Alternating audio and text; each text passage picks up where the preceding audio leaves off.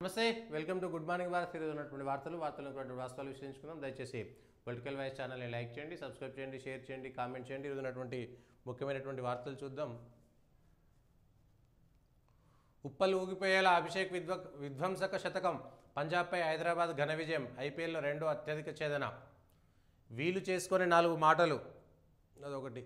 తొలుత 3 మండలాల్లో భూభారతి ప్రయోగాత్మకంగా అమలు, అనంతరం రాష్ట్రమంతా విస్తరణ, ప్రజల నుంచి సలహాలు సూచనల స్వీకరణ, పోర్టల్పై అధికారులకు సీఎం రేవంత్ రెడ్డి దిశానిర్దేశం, ఇందిరమ్మ ఇళ్ల దందాలు చేస్తే కేసులు నమోదు చేయాలని ఆదేశం. ఐసీఐసీఐ నుంచి రుణం తీసుకోలేదు, బాండ్ల రూపంలోనే నిధులు సేకరించాం, పర్యావరణంపై బారాసాది ద్వంద్వ వైఖరి, సచివాలయం నిర్మించినప్పుడు 207 ప్రధాన చెట్లను నరికేశారు మంత్రి శ్రీధర్ బాబు.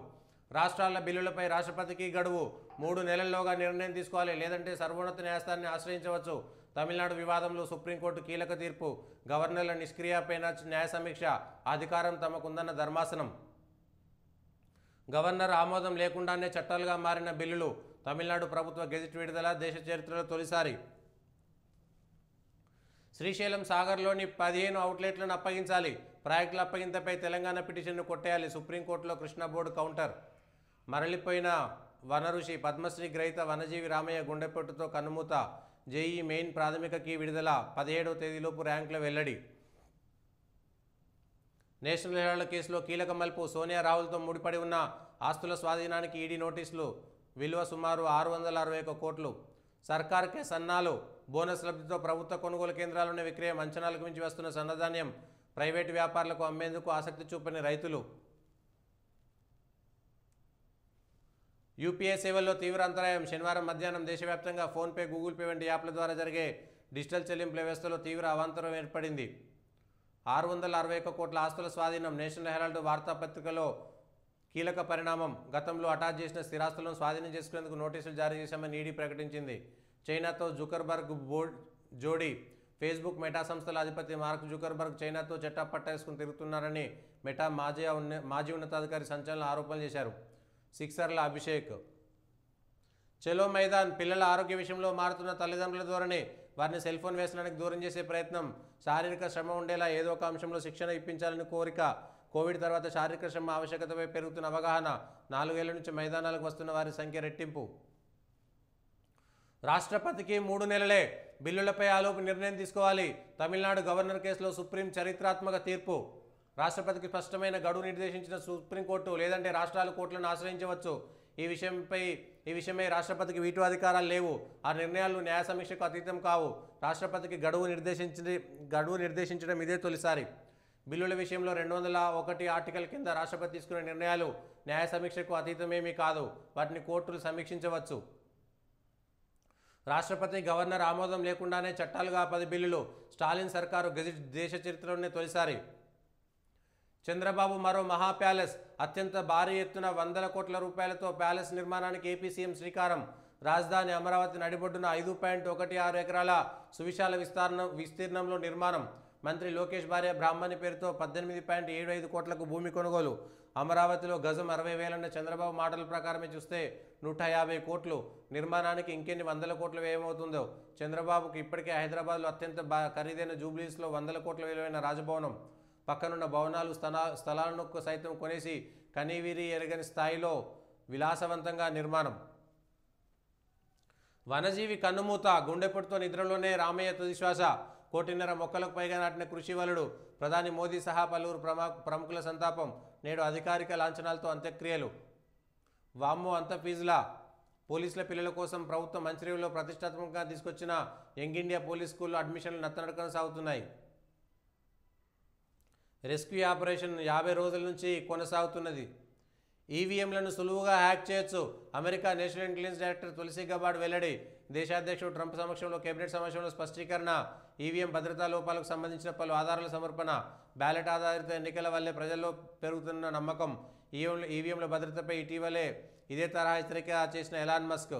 దేశవ్యాప్తంగా ఈవీఎంలపై చర్చ మొదలు. కాంగ్రెస్, బీజేపీ, ఢిల్లీ గులాంగిరి పార్టీలు. ఓ పార్టీ సంచులు మోస్తే మరో పార్టీ చెప్పులు మోస్తుంది. కేసీఆర్పై దేశంతో రైతుల నోట్లో మట్టి కొడుతున్న ప్రభుత్వం. దసరాలోపు సంస్థాగత కమిటీలు పూర్తి, అధ్యక్షుడి ఎన్నిక, బీఆర్ఎస్ వర్కింగ్ ప్రెసిడెంట్ కేటీఆర్ వెల్లడి. బాండ్ల నిధులు ప్రజా సంక్షేమానికి టీజేఏసీ ద్వారా 8,476 కోట్లు సేకరించాం. ఆ నిధులన్నీ సంక్షేమ పథకాలకే ఖర్చు చేశాం. కంచె గచ్చిబౌలి భూములు సర్కారువేనని సుప్రీం తేల్చింది. పరిశ్రమల శాఖ మంత్రి శ్రీధర్ బాబు. కొత్త డయాబెటీస్ టైప్ 5 పోషకాహార లోపంతో వస్తున్నట్టు గుర్తింపు, కనిపెట్టడం కష్టం, ట్రీట్మెంటు లేదు.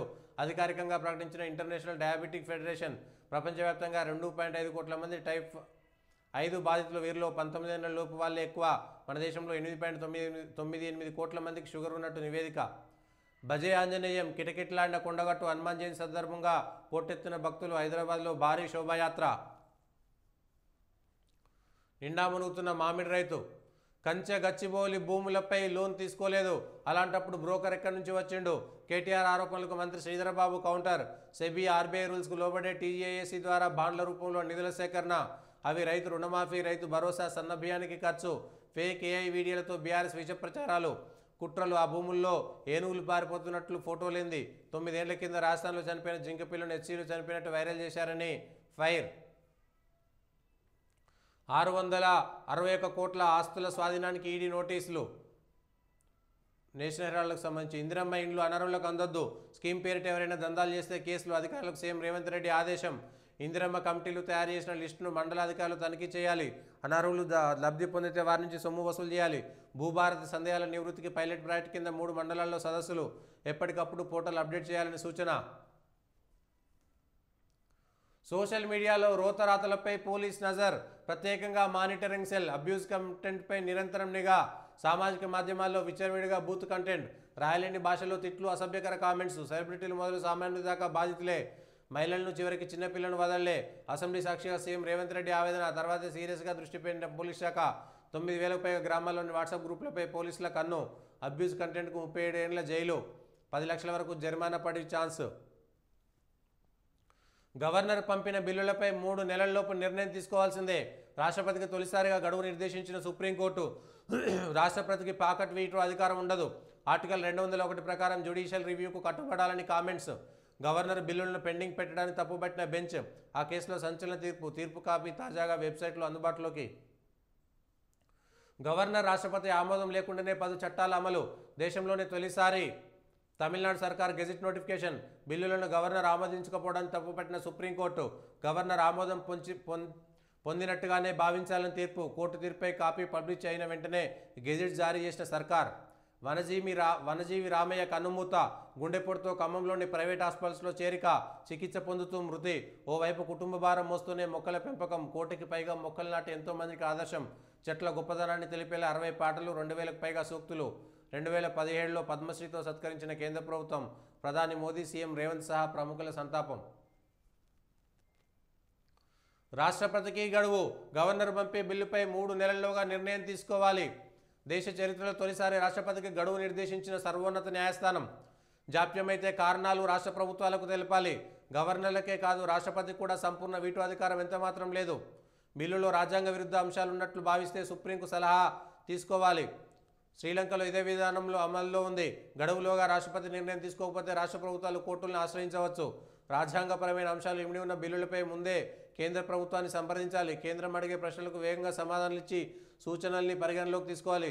తమిళనాడు వర్సెస్ గవర్నర్ కేసులో సుప్రీంకోర్టు తీర్పు. బీసీ బిల్లులపై 3 నెలల్లో నిర్ణయం. గవర్నర్ పంపిన 2 బిల్లుల మీద రాష్ట్రపతి నిర్ణయం తీసుకునే అవకాశం. బిల్లులపై సుప్రీంకోర్టు తాజా తీర్పు ప్రభావం. ఆమోదించకపోతే కారణాలు చెప్పాలి. రాష్ట్రపతి న్యాయ సలహా కోరే ఛాన్స్. సుప్రీం తీర్పుతో బీసీలకు మేలు. పొన్నం. గవర్నర్ ఆమోదం లేకుండానే చట్టాలైన 10 బిల్లులు గెజిట్ ప్రకటించే తమిళనాడు ప్రభుత్వం. కొమ్మారెమ్మ కన్నీరు. గుండెపోటుతో వనజీవి రామయ్య కనుమూత. 1 కోటికి పైగా మొక్కలు నాటి దేశ విదేశాల్లో ఖ్యాతి. బెంగాల్లో భారీ హింస. వక్ఫ్ చట్టానికి వ్యతిరేకంగా ఆందోళన హింసాత్మకం. 3 మృతి. రాష్ట్రంలో వక్ఫ్ చట్టాన్ని అమలు చేయం మమత. ల్యాప్టాప్లు, స్మార్ట్ఫోన్లకు సుంకాల మినహాయింపు. సెమీకండక్టర్లు, చిప్లు తదితర ఉత్పత్తులకు కూడా చైనాకు వర్తింపు. అమెరికా. రేపటి నుంచి భూభారతి 3 మండలాల్లో ప్రయోగాత్మకంగా ప్రజల నుంచి విజ్ఞప్తుల స్వీకరణ, పరిశీలన. 6 నెలల్లో రాష్ట్ర వ్యాప్తంగా అమలు. తెలంగాణ సంస్కృతి అద్దం పట్టేలా లోగో. 6 నెలల పాటు ప్రతిరోజు సమీక్ష. ప్రతి మండలంలో సదస్సులు నిర్వహించాలి.